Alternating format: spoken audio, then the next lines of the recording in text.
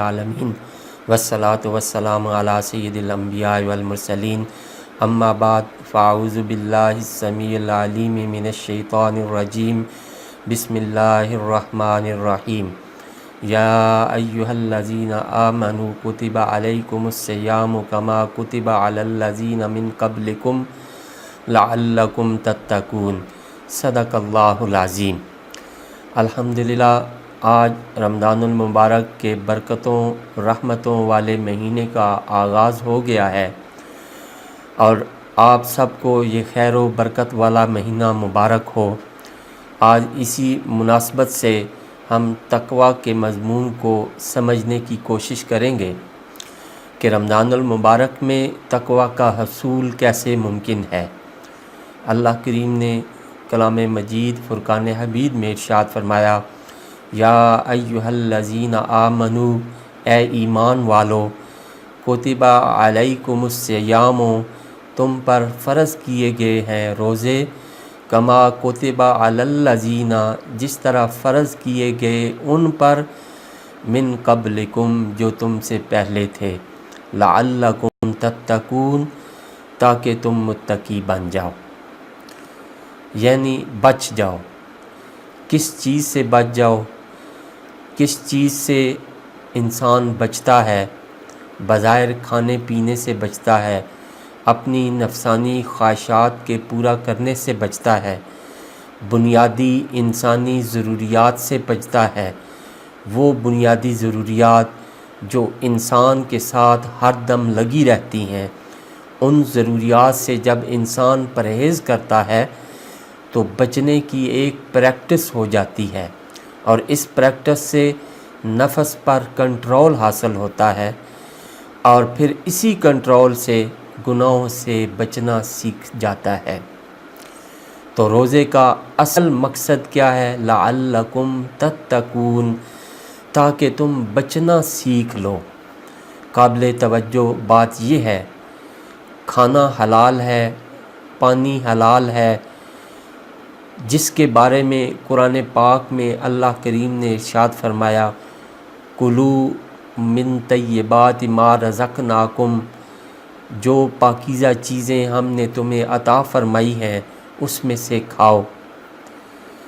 لیکن روزے میں فرمایا مت کھاؤ، گویا حلال سے بھی بچ جاؤ۔ جب ایک انسان اللہ کے حکم سے، اللہ کی خوشی اور اس کی رضا کی خاطر حلال سے بچتا ہے تو وہ آخر حرام سے کیوں نہ بچے گا۔ روزہ ضبط نفس کی ایک ایسی ٹریننگ ہے جس میں یہ بارہا احساس دلایا جاتا ہے کہ جس رب کے حکم سے تم نے حلال چیزوں کو چھوڑ دیا ہے، اسی رب کے لیے تم حرام چیزوں کو بھی چھوڑ دو۔ اسی آیت طیبہ کے تحت حضور ضیاء الامت حضرت جسٹس پیر محمد کرم شاہ الازہری رحمۃ اللہ علیہ نے اپنی تفسیر ضیاء القرآن میں یہ لکھا ہے کہ روزے کا مقصد اعلیٰ اور اس سخت ریاضت کا پھل یہ ہے کہ تم متقی اور پاک باز بن جاؤ۔ روزے کا مقصد صرف یہ نہیں کہ تم ضروریات سے پرہیز کرو، بلکہ مقصد یہ ہے کہ تمام اخلاق رذیلہ اور اعمال بد سے انسان مکمل طور پر دستکش ہو جائے۔ تم پیاس سے تڑپ رہے ہو، تم بھوک سے بیتاب ہو، تمہیں کوئی دیکھ بھی نہیں رہا، ٹھنڈے پانی کی سراہی اور لذیذ کھانا تمہارے پاس دستیاب ہے، لیکن تم اس کی طرف ہاتھ بڑھانا تو کجا، تم اس کی طرف دیکھنا بھی گوارا نہیں کرتے۔ کیوں؟ اس وجہ سے کہ تمہارے پروردگار نے تمہیں ان چیزوں سے ان اوقات میں منع فرمایا ہے۔ اب جب حلال چیزیں تم نے رب کے حکم سے ترک کر دیں تو یہ اس سے اولیٰ ہے کہ تم جو حرام چیزیں ہیں اس سے بھی اس کے حکم کے مطابق اجتناب کرو۔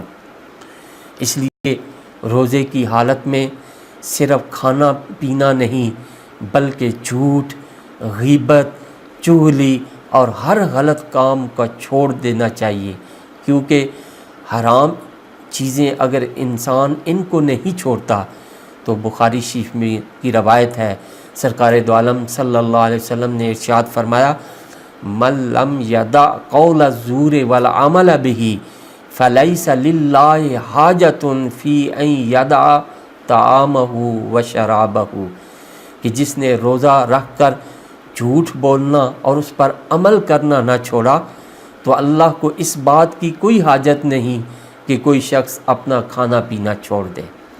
گویا روزہ صرف کھانا پینا چھوڑنے کا نام نہیں، بلکہ اس کے ساتھ ساتھ ہر حرام کام سے بچنے کا نام ہے، ہر گناہ سے بچنے کا نام ہے، اللہ کی ناراضگی اور اس کے ناپسندیدگی سے بچنے کا نام ہے۔ لہٰذا جب تک انسان بچنا نہیں سیکھتا اس وقت تک روزے کی روح کو نہیں پہنچتا۔ اس لیے روزہ صرف زبان کا نہیں، صرف پیٹ کا روزہ نہیں، وہ آنکھ کا بھی روزہ ہے، وہ کان کا بھی روزہ ہے، وہ دل کا بھی روزہ ہے، وہ ہاتھوں کا بھی روزہ ہے، وہ پاؤں کا بھی روزہ ہے، وہ آنکھوں کا بھی روزہ ہے کہ آنکھیں وہ نہ دیکھیں جن کی طرف دیکھنا اللہ نے حرام کیا ہے، اور کان وہ نہ سنیں جنہیں کا سننا اللہ کریم نے حرام دیا ہے، ہاتھ وہ کام نہ کریں جنہیں اللہ کریم نے کرنے کا حکم نہیں دیا۔ اور مسلمان تو ہوتا ہی وہی ہے جو اپنے ہر عمل سے، ہر عضو سے دوسروں کو اذیت اور تکلیف دینے سے بچا رکھے، اور یہی روزے کی اصل روح ہے۔ آپ صلی اللہ علیہ وسلم نے فرمایا، کتنے ہی روزے دار ایسے ہیں کہ جن کو اپنے روزے سے سوائے بھوک پیاس کے کچھ نہیں بچتا، اور کتنے ہی ایسے راتوں کو قیام کرنے والے ہیں کہ جن کو سوائے رات جگے کے اور کچھ حاصل نہیں ہوتا۔ اگر ہم چاہتے ہیں کہ ہم اپنے روزے سے فائدہ اٹھائیں، اس مشقت کا اجر پائیں، اس قربانی سے جہنم سے بچیں، تو ہمیں چاہیے کہ نہ صرف کھانے پینے سے بلکہ حرام سے بچنے کی کوشش کریں۔ روزے کا بنیادی پیغام اور بنیادی مقصد یہی ہے کہ اللہ سبحانہ و تعالیٰ نے جو اتنی خوبصورت عبادت ہم پر فرض کی ہے، اس سے ہم نہ صرف ظاہری بلکہ اپنے باطنی زندگی میں بھی ڈسپلن لائیں۔ اسی لیے فرمایا کہ جو شخص ایمان اور احتساب کے ساتھ روزہ رکھتا ہے اس کے لیے اجر و ثواب ہے۔ بخاری شریف کی حدیث طیبہ ہے، سرکار دو عالم صلی اللہ علیہ وآلہ وسلم نے ارشاد فرمایا، من صام رمضان وقامہ ایمانا واحتسابا غفر لہ ما تقدم من ذنبہ، کہ جس نے ایمان اور احتساب کے ساتھ اپنا حساب لیتے ہوئے، اپنے آپ کو گناہوں سے بچاتے ہوئے، نیت کو اللہ کے لیے خالص کرتے ہوئے جس نے رمضان گزارا، تو جس نے ایمان اور احتساب کے ساتھ روزہ رکھا، اس کے پچھلے تمام گناہ معاف کر دیے جائیں گے۔ اللہ کریم ہمیں تقوی شعار بنائے، ہمیں تقوی پر عمل کی توفیق عطا فرمائے، ہمیں اپنی خشیت عطا فرمائے۔ وآخر دعوانا ان الحمد للہ رب العالمین۔